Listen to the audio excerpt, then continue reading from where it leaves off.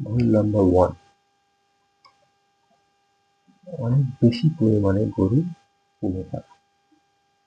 অনেকে দেখা যায় যে নতুন খামার শুরু করতে এসে আবেগের কারণে বা অতি লোভের কারণে 10 থেকে 15টা গরু কিনে ফেলে।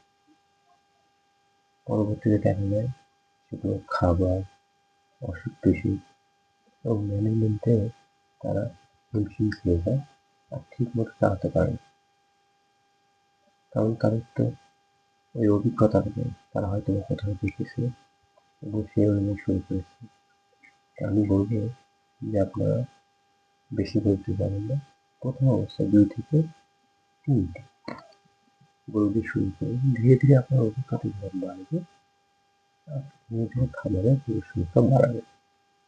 এতে করে আপনার লস হওয়ার সম্ভাবনা থাকবে না।